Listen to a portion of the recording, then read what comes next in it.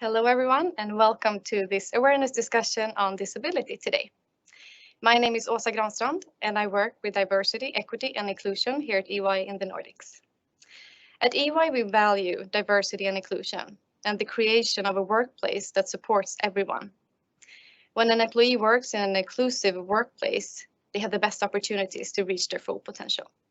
That's why it's so important to raise awareness around disabilities, and both visual disabilities and also non-visual disabilities. Next week is May 19th. It's the Global Accessibility Awareness Day. And to highlight this day, I have invited two fantastic people here on stage with me today. First of all, we have Poorya Rafiee. You are an employee here at the Stockholm office. You work within audit and has been with us for a little bit more than a year. You have utilized the wheelchair for as long as you can remember. And we have Charlotte Ohlson from an external organization called IRIS. You work as a career coach, and you also work with raising awareness around disability since your accident 14 years ago when you were disabled, and you have been utilizing a wheelchair ever since. Welcome to both of you. Thank you so much. Thank you. And you have, the two of you, actually have a history together. Yes, we have. A history, very exciting history. And we had no idea when we started planning this event, right? So in our first meeting, the three of us together, we realized that you, Charlotte, worked at the hospital where you, Poorya, was born 30-ish, 29 years ago, right? Yeah, and so you actually took care of Poorya when he was born, the first weeks of his life. So that's a really heartwarming story, and we will get back to that a little bit later. Yes. All right. For all of you joining in today, if you have any questions to the people here on stage, you can use the Q&A in this meeting today.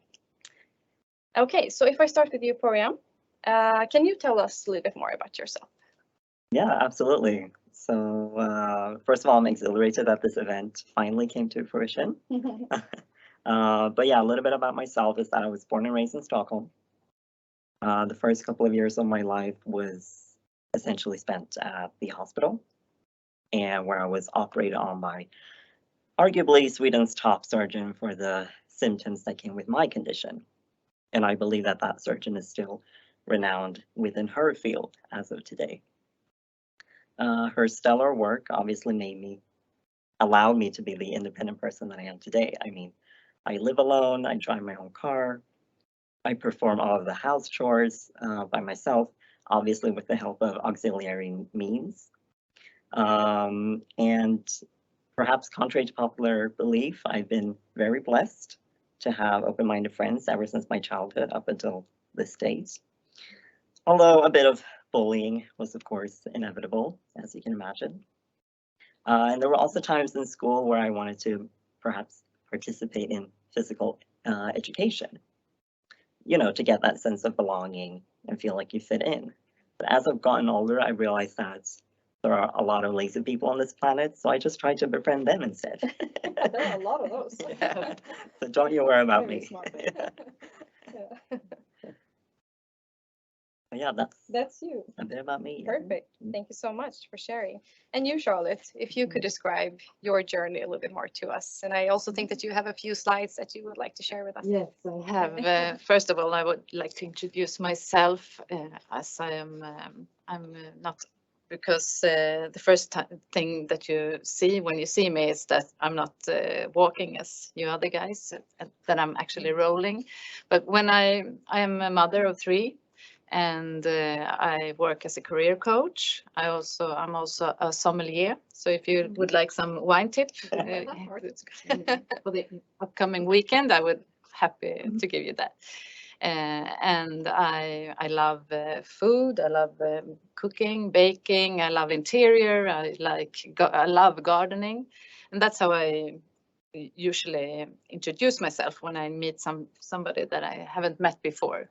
But as I told you, for the most of the time, the first thing people recognize or see when they meet me is that I'm in a wheelchair, and that maybe makes people a little bit afraid of what to say or how to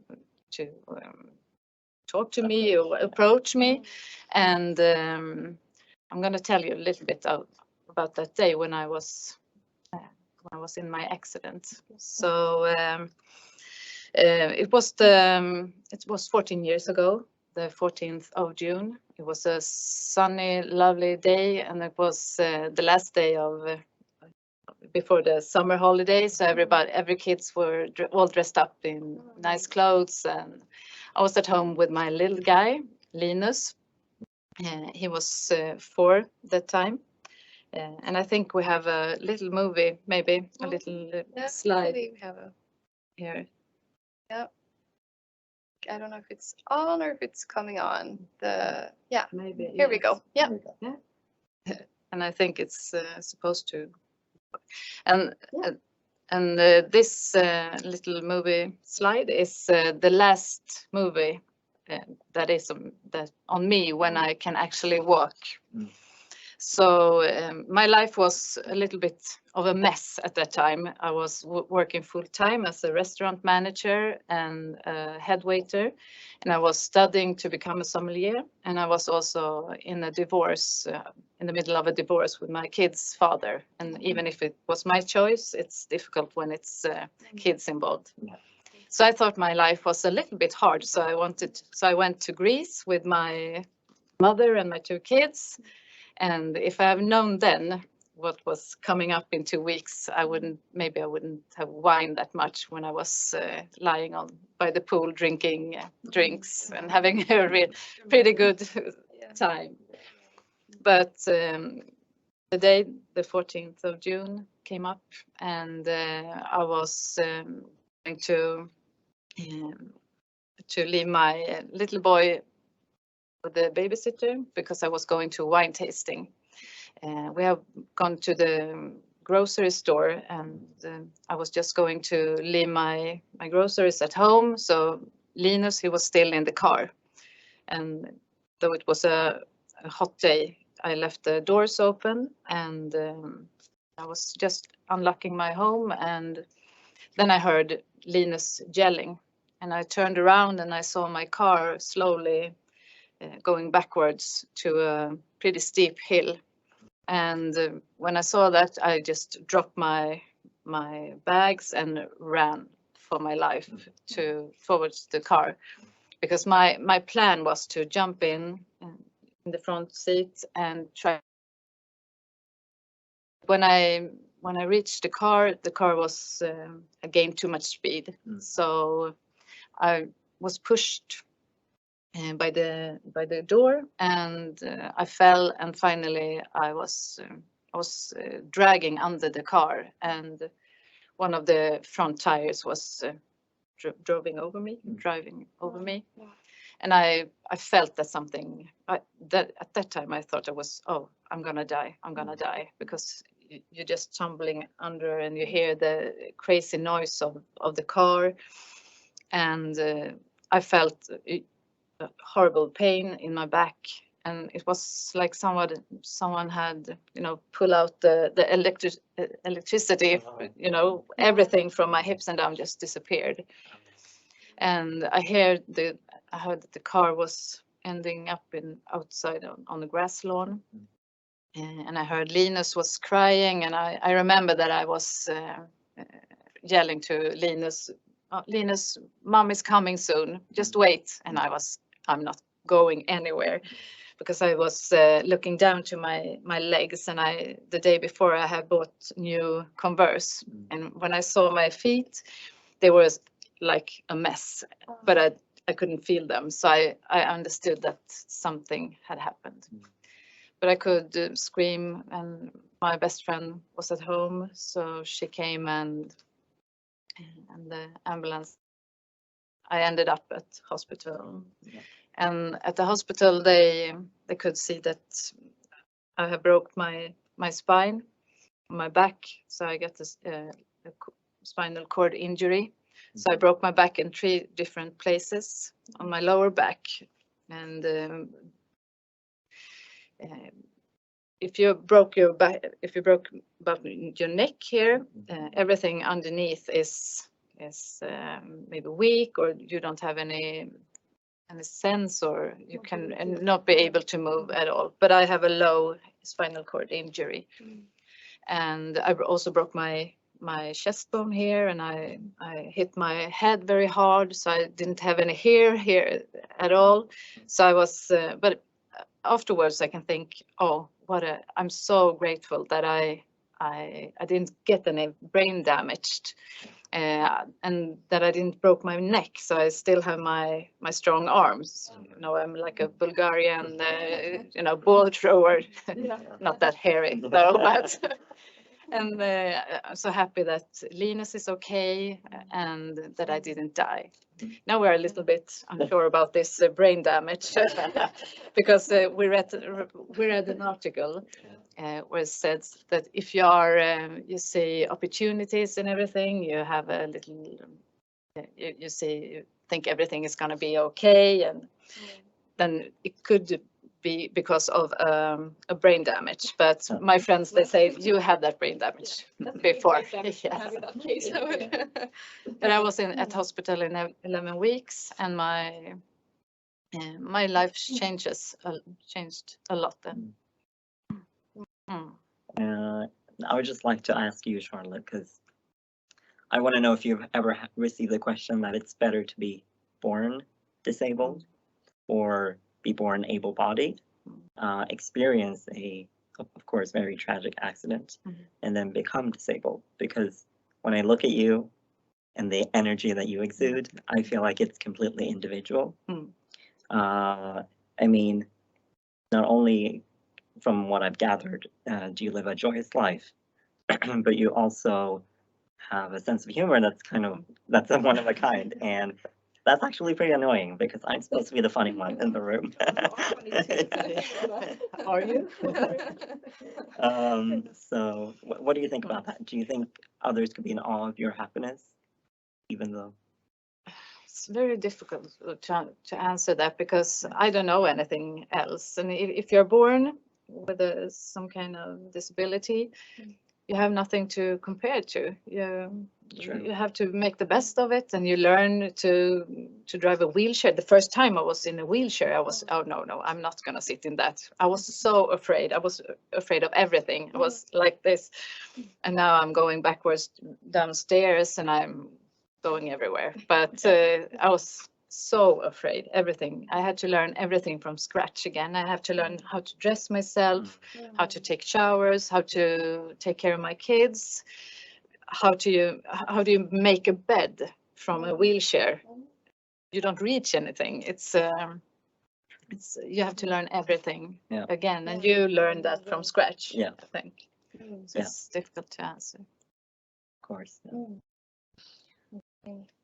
All right, so Poorya, you might not remember so much, but Charlotte, if I turn to you instead, how is it to meet Poorya after 30-ish years now in this situation? Thing I thought it was, wow, I'm old, but you know, I was during my gymnasium, I was studying to a children nurse, and I did my internship at the children's hospital in Saxka barnsjukhus. And there was a little boy who was the cutest of them all. Most of the kids were very, very small because they were premature, two early born kids. But Poorya was a couple of weeks, and he had started to smile, and I took a lot of care of him, and I bathed him and I fed him, and because he was so happy always, and he loved bathing. And I remember his hair, he had beautiful hair, and when I had him in the bath, the hair was like this in the water, and always smiling. So when we had this meeting, and I heard that was a guy, because I've been thinking of you off and on since then, because I wondered what happened to you. And my colleague said that there is a guy named Poorya, and he's in a wheelchair, and the age was it could be him. And when I saw you at the team meeting, it was, oh, I almost cried because I saw it, I recognized it, I saw it was you. So it was, and it's so funny how the life can cross like this. And I'm also in a wheelchair. It's funny. how you wrote this crossed again like this. Like, who would have known, right? Amazing. Yeah, amazing. Yeah. I mean, Charlotte could say absolutely anything about how I used to behave. At the It was instant. pretty Yeah. stubborn. You showed us a picture in that Teams meeting with your fluffy hair, and you were really cute. So I guess that you remember him. Yeah. So wonderful. Yeah. All right. So something that we wanted to discuss, all three of us today, we agreed pretty fast, was tips and tricks on how to treat and approach someone in a wheelchair for us able bodies. And of course, you two will have two different perspectives on this, of course. But Poorya, if I start with you, for example, I think that sometimes we able-bodied have questions on, should we give you help or not? Should we sit down next to your wheelchair, or is that a no-no? What's your perspective on that? Yeah. So I think for me, the answer is really simple. Treat me like you would treat your other peers. So if you want to proactively help me, feel free to do so. It saves me the energy to ask for help. However, I know some people take such pride in their independence that they want to showcase to the rest of the world that, you know, they're independent, they don't require any assistance. So it really all comes down to getting to know the person that you're, you know, about to ask for help or not. So get to know them. So that's why I can truly never be offended or upset if a stranger would either help me without asking, or ask me to help, or ask the question to help, and then once I've answered, then they would, you know, be okay with helping. So I just think, yeah, it's completely individual. But if I could take this question one step further, then I would like to discuss wording, so not necessarily actions. There's one word in the Swedish language that is used quite frequently, and that is handicap. So handicap in Swedish. Yeah. And that word is used interchangeably with disability. So maybe funktionsstörelsehinder, I suppose. This is actually a very offensive word because after the war in England in 1504, a lot of veterans were left disabled. And the king at that time approved the legislation to have them, you know, beg in the streets with their cap in hand. I was about to say in the sheets, but that's a completely different panel. So essentially the word handicap is derived from cap in hand, and it refers to someone who is a beggar, someone who doesn't have value in society, and it also focuses on a person's deficits. So yeah, just please think of that the next time you try to. Very good learning for all of us, I think. Yeah. And handicap is also a word that I only use when I know people who play golf. They just a handicap. Meaning too, which is confusing. So I think funktionsvariation or something is more correct. Or our names. Okay. Yes. And I also think that you were talking about of asking how to help, or do they ask for? But I think if you don't know exactly how to say, you can just, oh, please, do you need a hand? Please let me know. Then you have left up to me to actually ask for help. But you see that I might need some help. So I'd be happy if somebody asked me, do you need a hand? So I think it's nice of people ask. So it's pretty in line actually, and can always.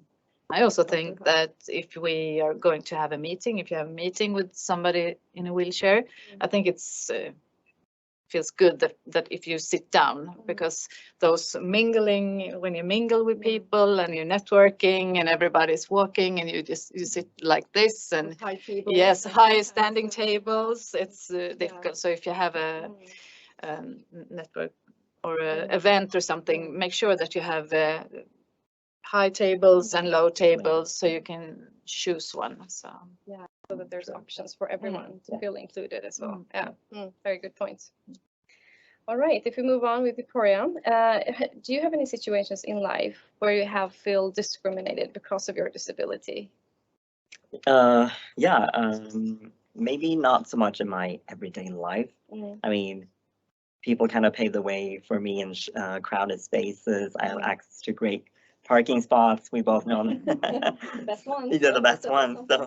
So there are actually some benefits. But jokes aside, there have been some negative experiences in recruitment processes where I've faced prejudice, and I recall two women working at two separate competitors to EY actually. One of them said that they cannot see how someone in a wheelchair can work as a consultant. And I was just not going to go into that because that comment is just, I don't know, I find no words. And then the second comment was that from the other woman who said that she understands that we take longer to get ready in the mornings. But to me, that's very confusing because if I take 15 minutes longer to get ready in the mornings, yeah, then I'll just wake up 15 minutes sooner, right, or earlier. I mean, and people have kids, and I mean, it takes me hours. I mean, so I'm a woman and have 3 kids. Yeah. So just ask me how long it takes. Like I understood that she wanted to be sympathetic, but it was also quite an odd comment. But I mean, like in industrialized countries, I think we have about like 50 to 70% of disabled people of working age who are unemployed. And it's comments like these that contribute to that figure and continue to make disabled people feel more ostracized. And I just think it's also one downside of having a visible disability is that we cannot really, it's visible, obviously, and we cannot really conceal it when we walk into an interview. Whereas, I don't know, if someone's tired one particular morning, they could do some energizing exercises or drink a cup of coffee to, feel reinvigorated. But we don't really have that privilege in the same sense. So truth be told, I feel like we're never the most coveted candidate in a recruitment process because of this fear of the unknown concerning disabilities, right? I mean, the way to eliminate these fears is to hire someone so that they can prove you otherwise. And I know today progress is being made, albeit at a very slow pace, especially for minorities within minorities. And being the only minority at a workplace almost gives you the job to always be attentive, calling out mistakes, disproving prejudice, and that can be extremely burdensome. And also, I feel like we don't want to start a new job feeling that we have to sort of reciprocate the favor of being selected or securing the position. We deserve to be there as much as everyone else. And I think that's the core to why I decided to take initiative to organize this event and spread awareness. And I think it's important that you see when you meet somebody that's in a wheelchair or have another disability. Yes. I think it's important that you see the similarities between each other instead of the differences. Yeah, exactly. And you see the strengths in people instead of weaknesses. Then you have a real good meeting and that you see the person, not the wheelchair or the stick. If you use a stick, if you're blind or who's inside there. That's the hardest thing, because if somebody had asked me before my accident, what do you think it's a most difficult thing sitting in a wheelchair? I would say snow and high different levels. Yes, exactly. But I think it's to the approach from people and how they see me and that they judge me, that because I'm in a wheelchair, she might be a little stupid. So maybe I am, but they judge me sometimes, not always, but it happens. Split second, you see the wheelchair, That was new world to me. It was scary, I think. Be judged right away without, And how did that now the new virtual world, has that helped a bit in that sense of Teams meetings and you can't really see? No, You know. nobody had legs in, in mean, Teams. Sure. I think I don't really have much to say. Yeah, to some extent, I mean, but I don't feel like we should necessarily hide behind a computer screen. I mean, so that's not really the right way to go. I suppose that's my conclusion. And treat it as everyone else. Totally. But given the things that you're saying here about your experiences, what advice would you give to employers when meeting and recruiting people with disabilities? Yeah, I feel like change has to come from the top. It's very important that we spread awareness across the whole organization, especially for everyone that participates in the recruitment process. So not just solely focus on HR, but also the analyst, the manager, the partner that joins, to interview someone. And I don't know, make sure that you also talk about sensitive questions, the elephant in the room, as soon as possible, so that you can leave that aside or put that aside and focus on what's actually the main purpose of the interview, which is, the candidate's competence and personality. So feel free to ask me, are you able to make your own way from your apartment to the workplace? Yes, I'm completely okay with, I'm completely able to do that. Great, next question. Once you're at the workplace, do you need any sort of customizations or adaptations to the work desks or chairs if you, move from your wheelchair to a normal seat? No, okay, great. That's all the questions that we have. Let's now move on to the main purpose of the interview. Your skills and competence. Yeah, so all in all, I feel like you just have to make sure that you demonstrate some sort of perceptiveness, and that you showcase that you're willing to do not whatever it takes, of course, but you're willing to go a large extent to help them feel included at a workplace. What do you think ideas on that one? For employers to? No, not actually. No, it's the same sort of ask it in the beginning and then get it off. I work on the other side. I help people to get jobs, to unemployed persons, and the questions coming up sometimes that when in a recruitment process, when am I going to tell them that I'm actually in a wheelchair, or am I going to write it in my CV, or when? Because I think I have to tell it before I go to an interview, because otherwise it could be a very strange situation if there are levels or stairs or something. And I think it's nice to just tell them, so it's not a shock for them. So, if they want to make accommodation, a good point. All right, Charlotte, could you describe any everyday challenges that we as able-bodied take for granted, since you have that perspective of a before and after in a way? I think before I took a lot of things for granted, but a couple of things that I've thought of, it's summer, this is my season. I used to love winter. I used to work as a ski guide in Austria. So skiing, especially Telemark, was my big passion, and but my love for snow has been cooling down a little, so that's a challenge. It's enough only this much snow. It's a challenge for me. So I have my car, so I'm driving my car everywhere, but I'm still skiing. But yes, I am in the city ski, so, and I love it. But the everyday, when you have to go to one point to another and it's snow, it's it's true. And you always have to plan everything.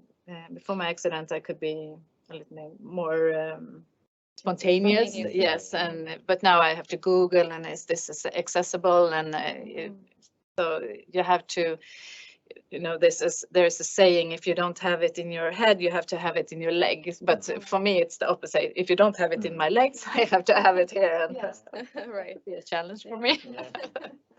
Yes, I have to be. Yes. Yeah. No, I can definitely relate to the Googling.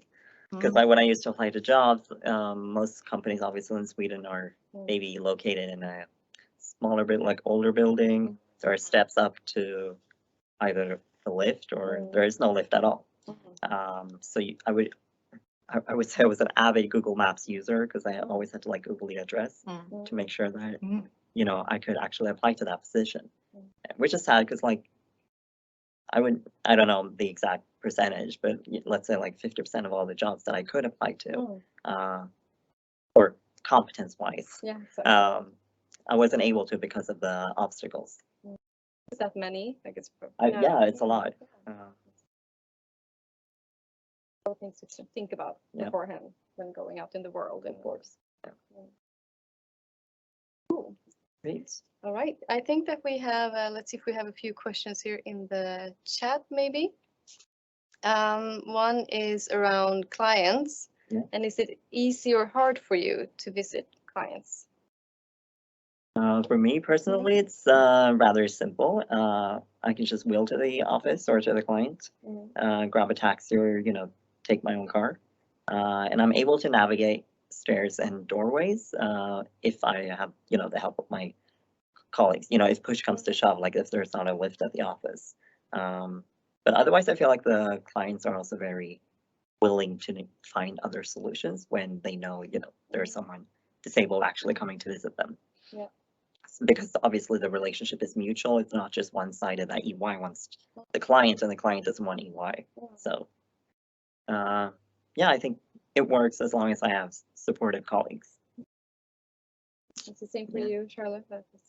Yes, I also I often don't have any problems to go to meetings and things. And if I always, as I told you, I Google or look up, but and then we take a meeting in another place or something. That I always use my car to go everywhere. So, yes.